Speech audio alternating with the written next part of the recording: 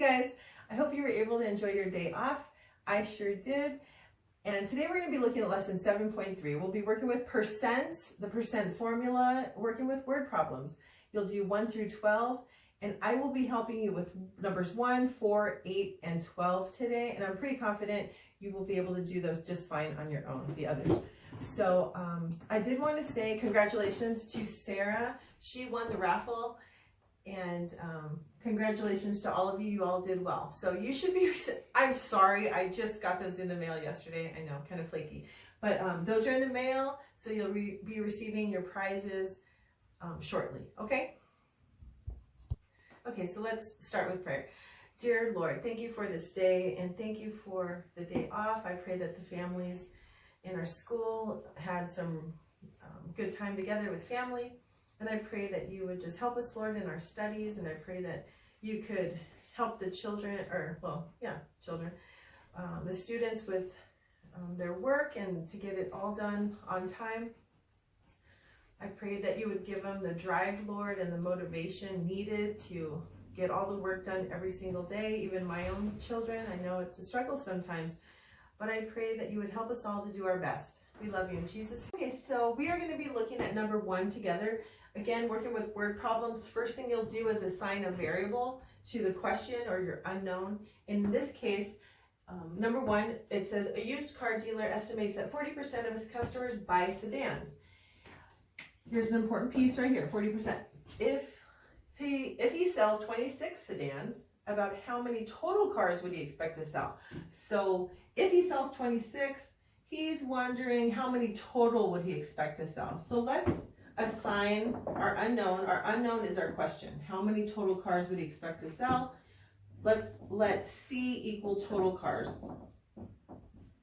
Okay, so again, your unknown is always your question. That last sentence of a word problem, assign a variable to it. It's your unknown, that's what you're trying to figure out. So we're going to plug in where we see our percent. We're going to plug in where we see our whole amount and where we have a partial amount, okay? So our percent is 40%, right up there. You can go ahead and turn that to a decimal or leave it as a percent for now, times the whole. So that's our unknown because it says how many total cars. This word right here, total, is implied the whole amount, total, whole. So that's where you're going to put your unknown, which is C, and that's going to equal, if you find your part, if he sells 26 sedans, about how many total that would be in the future. So 26 is going to be the part. The partial, the whole will be the total. Hopefully that makes sense. Then you're going to multiply, you're going to turn this 40% here into a decimal. And the way you do that, just to remind you, put your decimal at the end of this whole number here, and then move it back 2 spaces, okay, to 0.40. Times C, 40 times C, or 40 next to it is also multiplication, 26. And then you're going to divide both sides by 0.4, 40 or 0.4, however you want to do it. And then C equals, just come off on scratch paper, whatever you have, and put 26 divided by 0.40 or 0.4, because 0.4 is the same as 0.40. And then you're going to move your decimal over 1 spot. Here's your whole number of 26. You're going to move it over 1 spot. Plot your new decimal there.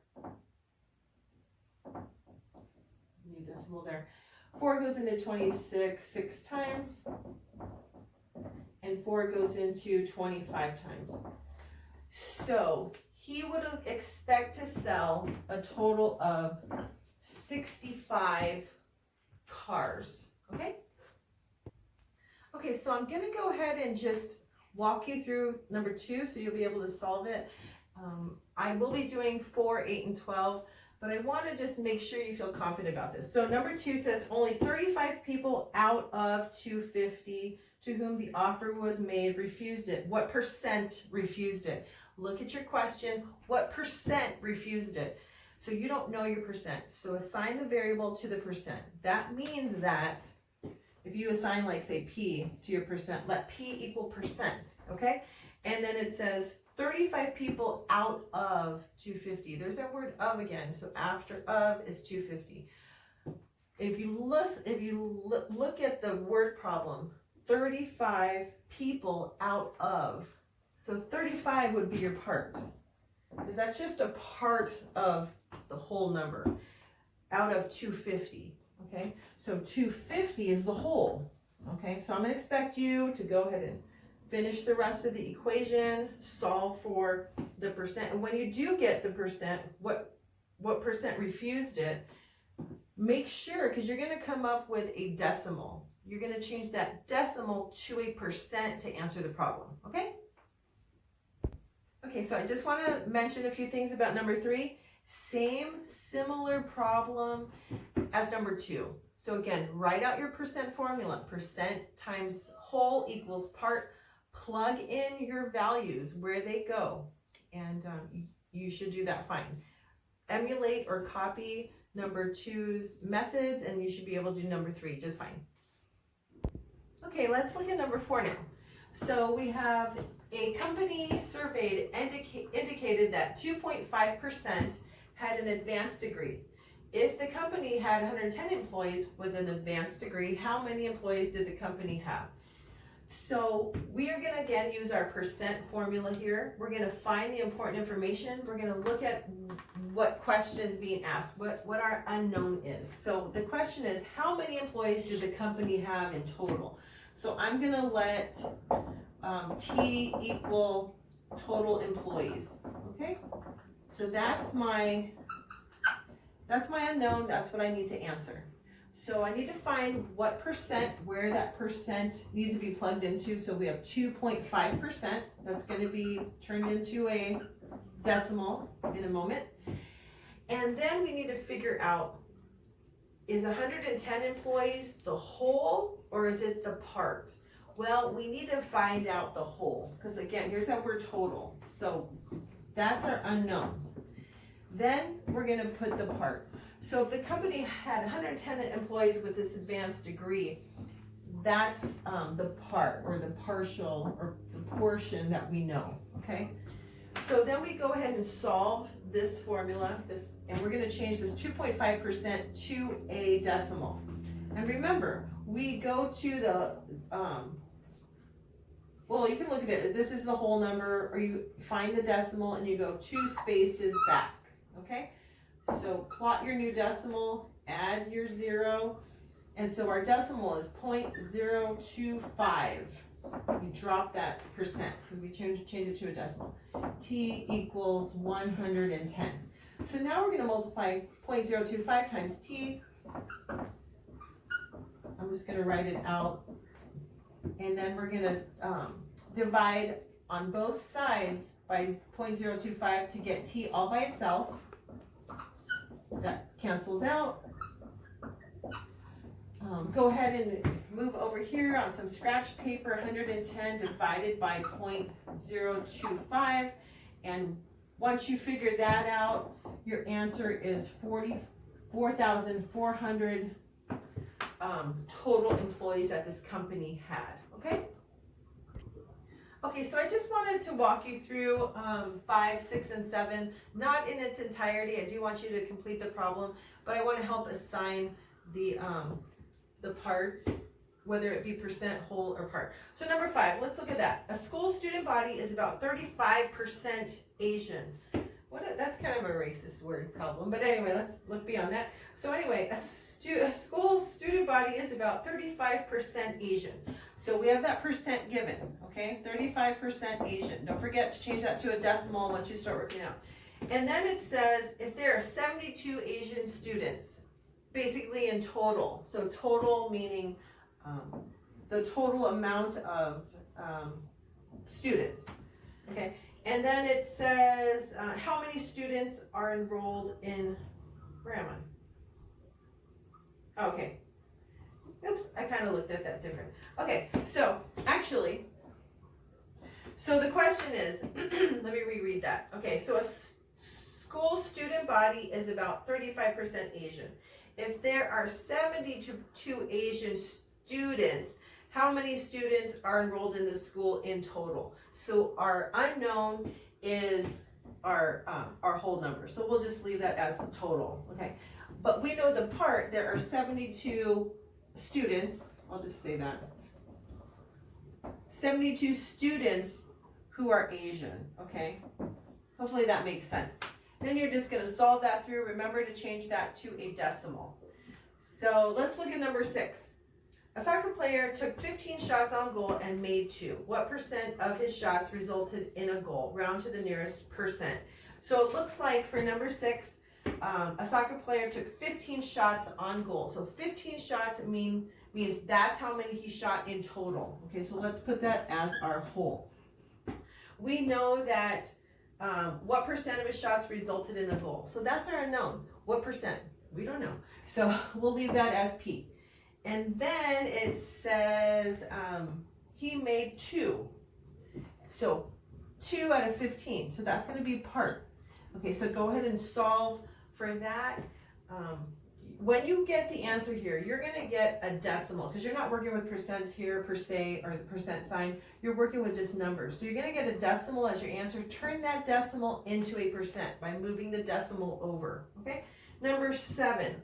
Mr. Braun paid $3.30 in tax on a $55 motel bill. That $55 motel bill is his total he paid. So I'm going to put $55 here. And then it says, what percent of 55 was the tax? So what percent? Again, that's our unknown. What percent? So we don't know the percent. So that's our unknown. So we're going to assign that variable there. And then as our tax, the part that he paid of this $55 was $3.30. Okay.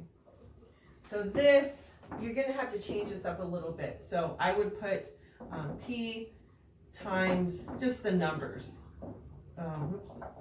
Equals 3.30. Okay, and then solve for that. And then you are going to get a decimal number as your answer. Turn that into a percent, because in number 6 it says what percent of his shots resulted. Oh, I'm sorry. Oops, wrong one. What percent of 55 was the tax? And once you get your decimal number, if you move your decimal 2 spaces to the right, you'll get the tax amount. Okay.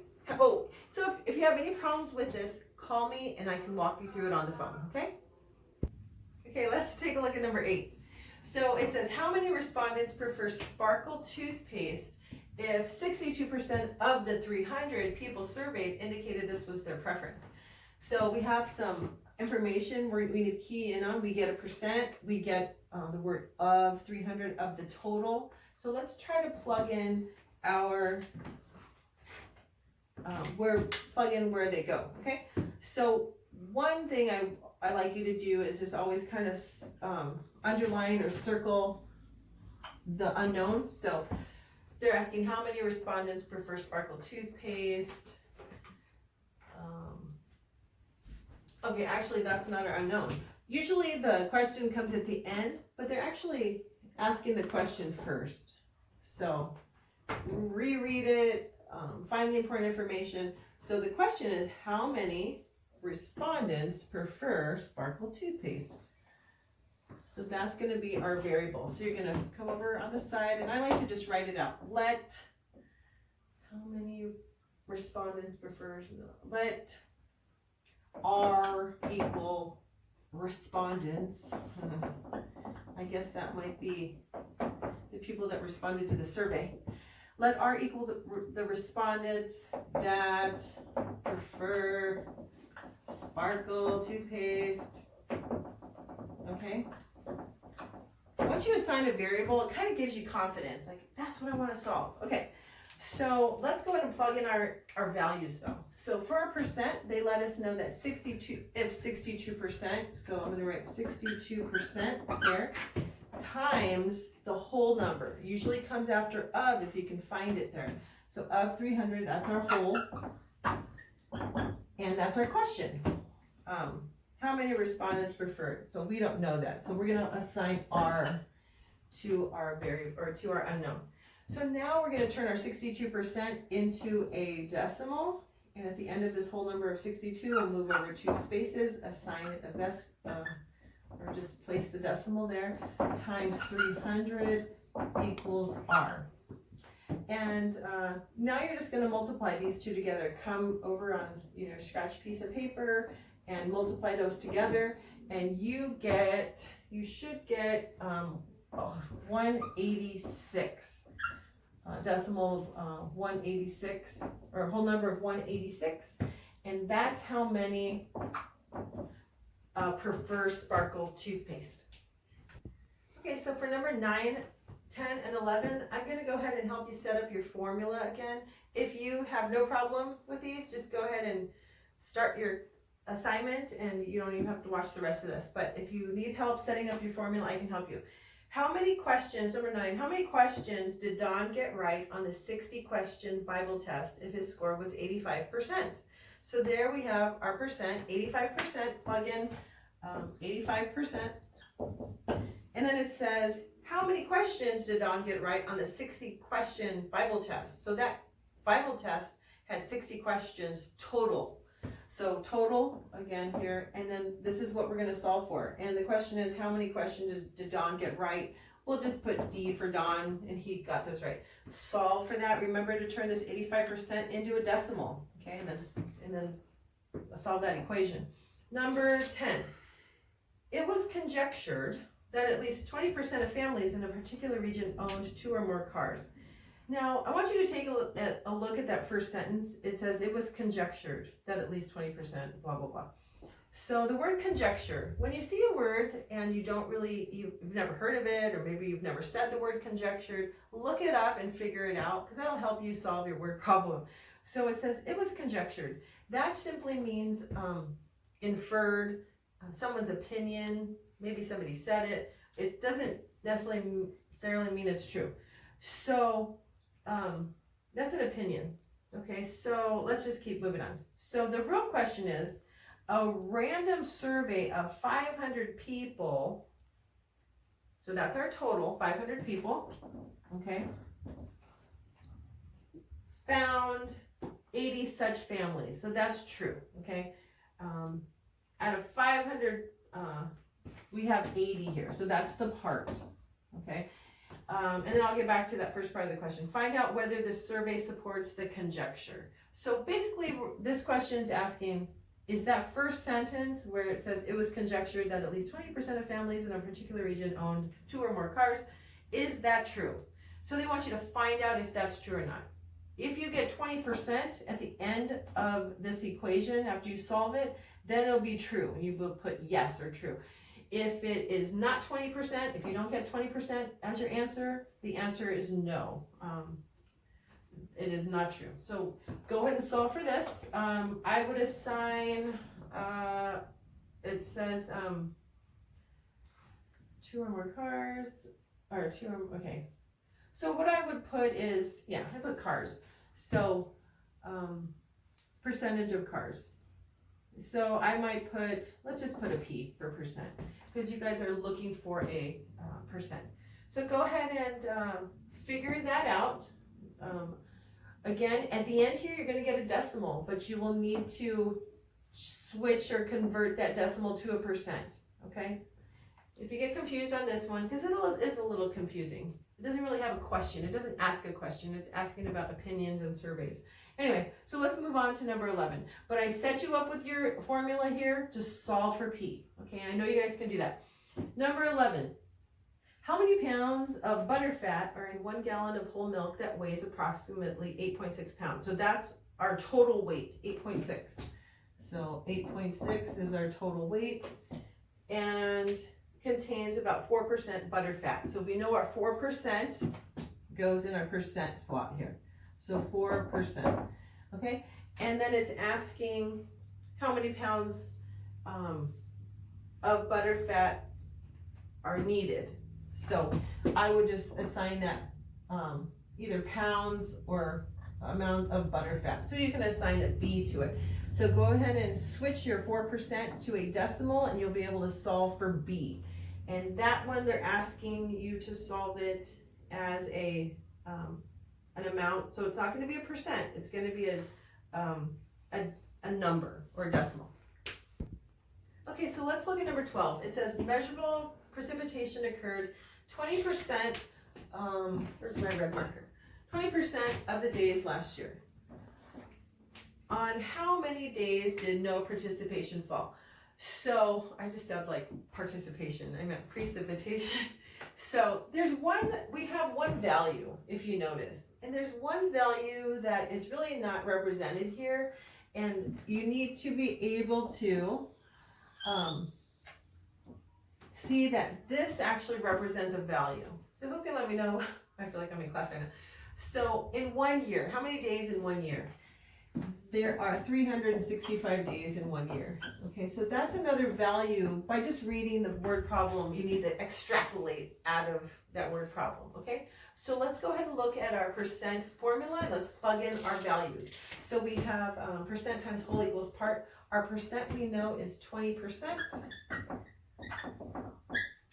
times our whole, which is 365, equals, well, first of all, I skipped one step, I'm sorry. First, what we need to do is assign our variable. So let's let D equal how many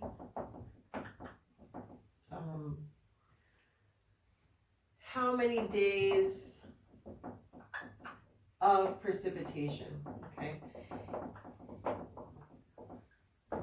And then, but they're not actually asking how many days there was precipitation. They're asking how many days there was no precipitation.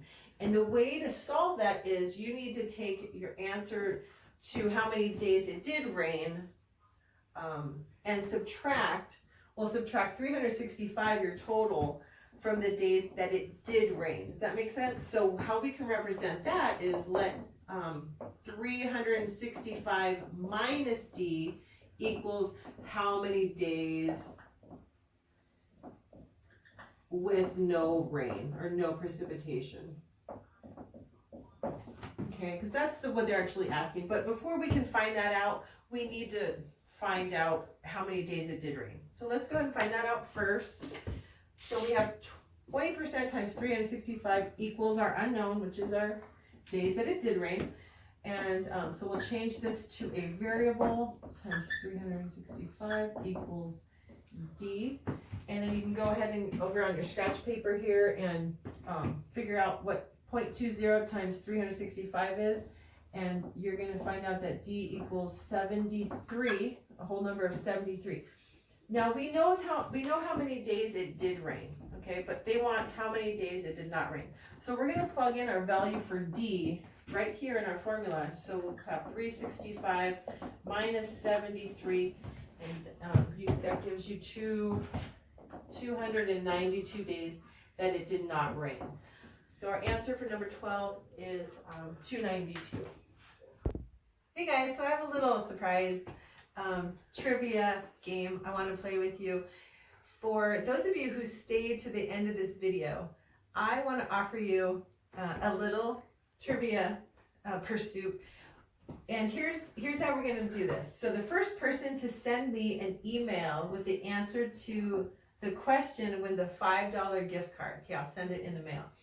So my question is, name for me the person that typically, mostly, person I usually talk about, who is helping me videotape all of my videos. So who's the person? The first name of the person will do. The first person to send me an email with that person's name wins a $5 DQ gift card. And so also, right after, you're going to watch the raffle for the Friday Fun Day that was like 2 weeks ago. Sorry. And you'll be able to see and watch how we chose the winner for that. Okay, so don't forget, little fun here for those of you who made it to the end of this long video. I'm sorry it was so long, but I really wanted you guys to succeed at it. And puts the name of the person that videotapes me, usually wins the DQ gift card. First person. All right, take care. Okay, so we're going to go ahead and do the raffle for Friday Fun Days questions. And we had 2 people that got 10 right and 1 person that got 11 right. So that person will have 2 tickets in here. So we'll go ahead and throw them into the cup, and my daughter Leah will choose the winner. Make sure you mix them up really good, Leah. And then let me know what you pick.